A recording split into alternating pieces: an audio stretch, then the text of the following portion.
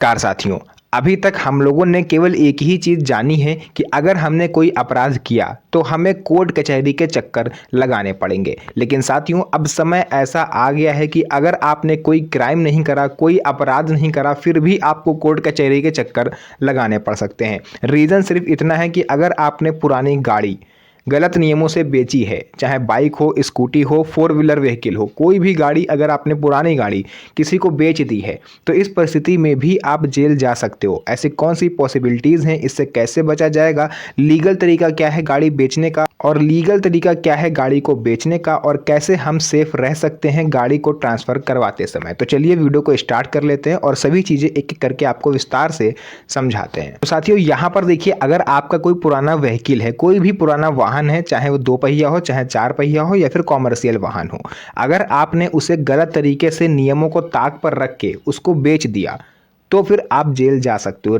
देखिए, बहुत सारे लोग करते क्या हैं कि स्टाम्प पेपर पर वो लोग गाड़ियां बेच देते हैं। आप सपोज करिए कि आपको अपनी पुरानी गाड़ी बेचनी है जो कि 6 से 7 साल पुरानी है, और आप उसे बेच के नई गाड़ी खरीदने की सोच रहे हो। आपको कोई बढ़िया कस्टमर दिख गया, अच्छे खासे पैसे आपको दे रहा है, आपकी डिमांड से ज़्यादा ही वो पैसे दे रहा है, तो आप क्या करोगे, उसे कैसे बेचोगे?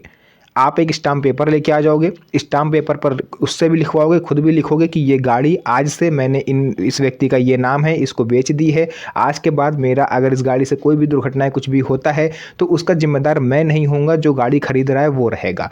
आप सिग्नेचर कर दोगे, आप उससे सिग्नेचर करवा लोगे, बस। उसके बाद ये जो स्टाम्प पेपर है इसे आप अपने पास रख लोगे, और हो सकता है एक कॉपी आप उससे भी दे दो, बस। इतना ही तरीका होता है लीगल गाड़ी बेचने का। तो अगर आप भी यहाँ तक केवल इस तरीके को फॉलो करते आ रहे हैं तो वाकई अब आप कानूनी पचड़े में फंसने वाले हो, क्योंकि साथियों, सरकार की तरफ से एक ऐसा अपडेट आया है जो आप सभी को जानना बेहद ज़रूरी है। अगर आप अपनी पुरानी गाड़ी को स्टाम्प पेपर के थ्रू बेच रहे हो तो भविष्य में आपके फंसने के चांसेस 80 गुना तक बढ़ जाते हैं। कैसे बढ़ेंगे मैं आपको बताता हूँ। देखिए, इस पर मैंने पूरा रिसर्च करा हुआ है ताकि मेरे से एक भी पॉइंट मिस ना हो, तो मैं आपको स्टेप बाय स्टेप बताता हूँ।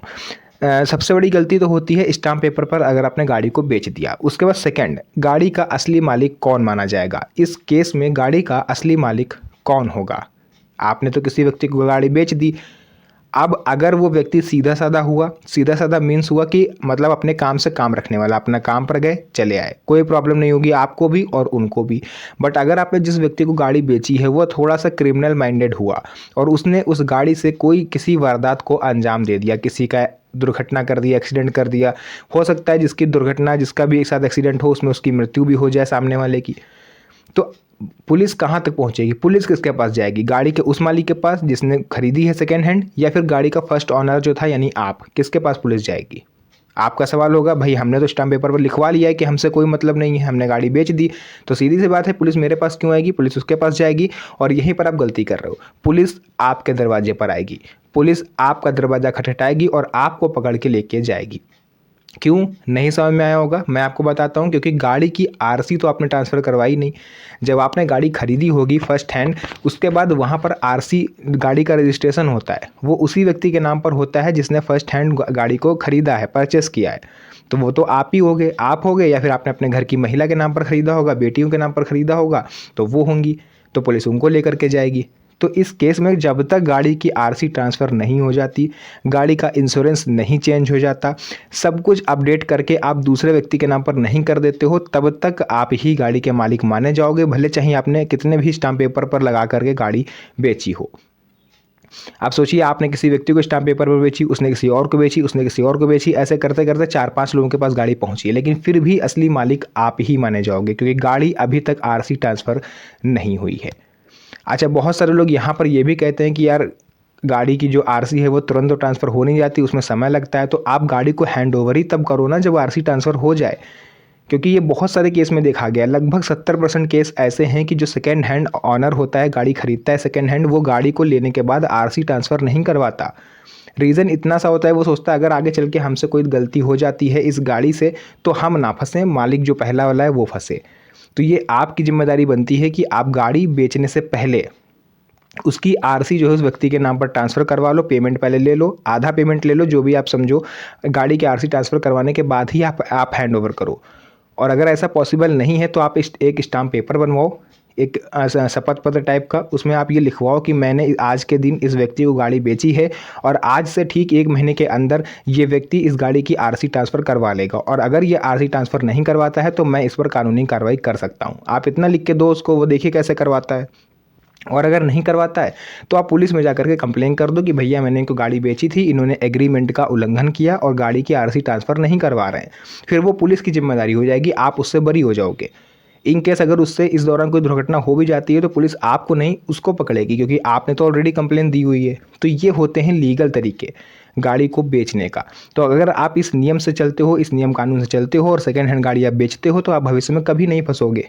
बट अगर आपने इन नियमों का उल्लंघन किया, क्योंकि बहुत सारे लोग सोचते हैं ना कि क्यों हम शपथ पत्र तैयार करवाएं, शपथ पत्र एफिडेविट की फ़ीस दें, फिर हम वकील की फ़ीस दें, फिर हम जो कानून, मान लो उसने आरसी ट्रांसफ़र नहीं करवाई तो हम पुलिस की फ़ीस देना करके पुलिस वाले भी पैसे लेते हैं। आरसी ट्रांसफ़र करवाओगे आरटीओ में पैसे पड़ते हैं। तो आदमी ये सोचता है कि क्यों हम इतने सारे पैसे दें। नॉर्मल सा स्टाम्प पेपर लाते हैं 10 20 50 रुपए का, गाड़ी को बेच देते हैं। लेकिन ये 10 20 50 रुपए आपको बचा तो लोगे, लेकिन भविष्य में आपके लिए मुश्किल बन सकते हैं। आप सपोज़ करके देखो कि आप अपने काम पर जा रहे हो, आ रहे हो, फिर काम पर जा रहे हो, फिर आ रहे हो, मतलब सीधी सादी ज़िंदगी आप जी रहे हो और अचानक से आपके घर पर कोर्ट की तरफ से नोटिस पहुँचता है कि आपको 30 लाख रुपये, आपकी गाड़ी से जिस व्यक्ति का एक्सीडेंट हुआ है उसे 30 लाख रुपये का आपको क्लेम देना है। क्योंकि जो डेथ क्लेम होता है वो 1-2 लाख का तो होता नहीं है, वो 20 30 50 लाख का होता है। तो ऐसे में आप कहाँ से दोगे? आप कहोगे कि कोर्ट में खड़े होकर कहोगे कि भैया गाड़ी जो है मेरे नाम पर नहीं थी, हमने बेच दी थी, क्या सबूत है? कोर्ट आपसे पूछेगा तो आप क्या कहोगे कि स्टाम्प पेपर है। और मैं आपकी जानकारी के लिए बता दूं कि स्टाम्प पेपर को कोर्ट सबूत नहीं मांगता। जो आपका स्टाम्प पेपर है वो सबूत नहीं माना जाएगा कोर्ट में, क्योंकि उसका कोई मतलब औचित्य ही नहीं होता है। इतनी बड़ी चीज़ आप स्टाम्प पेपर पर ट्रांसफ़र कर दे रहे हो। अभी अगर आप कोई ज़मीन या प्लॉट मकान खरीदने जाओ तो क्या स्टाम्प पेपर पे आप केवल लिख के खरीद लोगे? उसके लिए लीगल प्रोसेस आप करोगे, रजिस्ट्री करवाओगे, खतौनी वगैरह निकलवाओगे, सब कुछ करोगे। तो गाड़ी भी सेम वैसे ही होती है। हालांकि सुप्रीम कोर्ट ने इसमें पहले ही कहा था कि अगर आपने अपनी गाड़ी किसी को बेच दी है और वो आरसी ट्रांसफ़र नहीं करवाता है तो सुप्रीम कोर्ट इसमें आपकी मदद कर सकता है। सुप्रीम कोर्ट ने आप लोग के लिए एक राहत भरी खबर ये दी थी कि आपको क्या करना है, उससे एग्रीमेंट बनवा लेना है, उस एग्रीमेंट के दौरान ही वो व्यक्ति आरसी ट्रांसफ़र करवा लेगा। और अगर नहीं करवाता है तो आप वो एग्रीमेंट अपने पास रखो, जब भी पुलिस आपके पास आए वो एग्रीमेंट आप उसको दिखा दो कि मैंने एग्रीमेंट करवाया था लेकिन इन्होंने आरसी ट्रांसफ़र नहीं करवाई। तो ये है पूरा प्रोसेस, मैंने आपको पूरा समझाया। अगर अभी भी आपको कहीं पर कोई डाउट है, कोई क्वेश्चन है जो आप मेरे से पूछना चाहते हो तो आप पूछ सकते हो, उसका रिप्लाई मैं आपको दे दूंगा। तो फिलहाल के लिए आज के इस वीडियो को यहीं तक रखेंगे, फिर से मुलाकात होगी आप सभी से एक और नई मज़ेदार वीडियो में। तब तक के लिए धन्यवाद। जय हिंद।